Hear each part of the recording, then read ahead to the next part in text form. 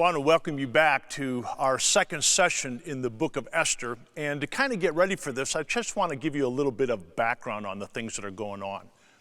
We're introduced to a man by the name of Mordecai. Mordecai was the cousin or uncle to Esther, and he was responsible for raising her up and bringing her up. I want to just let you know that this is the time where the Persians, and as I said, King Xerxes is in charge. Babylon is now gone, and you know what's happened? The majority of the people of the Jewish nation have returned back to Israel. King Xerxes allowed them to go back home. So the question is so why are Mordecai and Esther still in the capital of Souza? And the answer is this. There were many of the Jews that decided to stay back to where they were. And you want to know why? Because it was comfortable for them. They didn't want to go back to Israel where they had to do all the rebuilding and to all of the damage that had been done over their 70 years of exile. So many of them stayed back here, like Mordecai and Esther. I want to remind you that during this story, there's an incident that takes place between Mordecai and a man by the name of Haman. Haman is related to somebody by the name of Agag. He is called an Agagite. Now, I want you to know that God's discipline reaches many, many years back. Do you remember the story of King Saul? King Saul was told by God to destroy the Amalekites. Their king was a man by the name of King Agag. That's how we get the Agagites. So you remember that Saul was told to destroy everyone, but he did not. He spared this king. Well, later on, Samuel came and had to destroy him. Now we come all these years forward to the story of Esther. And one of these Agagites had escaped. Haman was a descendant from them. I want you to be reminded that Haman's goal was to destroy all of the Jews. That's what he was there for. Now I want to jump forward back to the 1940s. Germany is in control. The Nazis are in charge. And remember what they wanted to do? They too wanted to destroy all the Jews. They wanted to make them a subhuman kind of people. Now, why is this happening? Well, the first thing that we can understand is that Satan is behind this.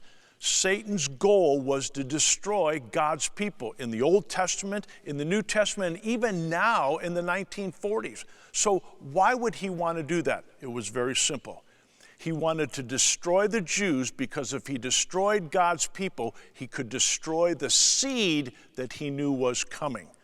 So that kind of gives us a little bit of a background of where we are. So let me begin by asking you this question then.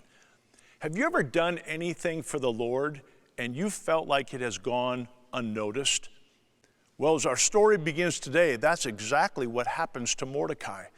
Mordecai just happens to come upon a plan to assassinate the king.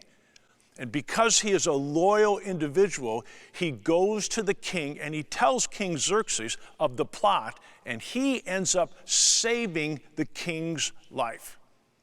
Everything that was done in those days is written down in the chronicles of the king's history books. And so once again, this story is written down. But nothing is ever done to Mordecai at this point in time to reward him for what he has done. I want to remind you that there are times in our lives where we are doing things for the Lord, but don't expect to get rewarded right away. Sometimes God says your reward is coming, it's just not coming yet. And the reason is because his plan is unfolding, and when the time is right, you will see your reward. So now the question that I have after that is this. Mordecai now has to stand up against a resistance that is beginning to come against the Jews. One of my favorite Bible passages is the Bible passage written in John where it says, "If you acknowledge me before men, I will acknowledge you before my Father in heaven. But if you disown me before men, I will disown you before my Father in heaven." Every one of us at some point in time of our life is going to face a time and a point of resistance. there is going to be something in our lives that is going to rise up, and we're going to have to stand firm or fall for what we say we believe in. What are you going to do? What are you going to choose? Which direction, which action are you going to go into? I remember that not too long ago we were talking about the story of the 3 men in the fiery furnace. Do you remember that? Shadrach, Meshach, and Abednego. And they said, even if we are thrown into the furnace, even if we die, we're going to continue to worship our God. And what happened? They were thrown into the fiery furnace. But remember, as the king looked in, he said, I saw what was appeared like a god. Now, I can tell you, you're probably not going to be thrown into a fiery furnace, but I am going to tell you that this is going to happen.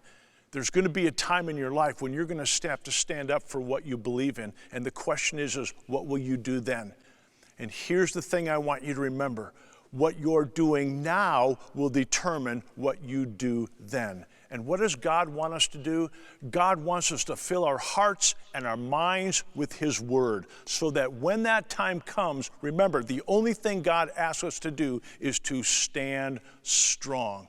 I want to encourage you tonight that maybe you share a testimony of a time when God asked you to stand strong for Him, and you stood firm, and God gave you the power and the words to say what He's wanted you to say. God bless you in your time as you discuss the questions tonight.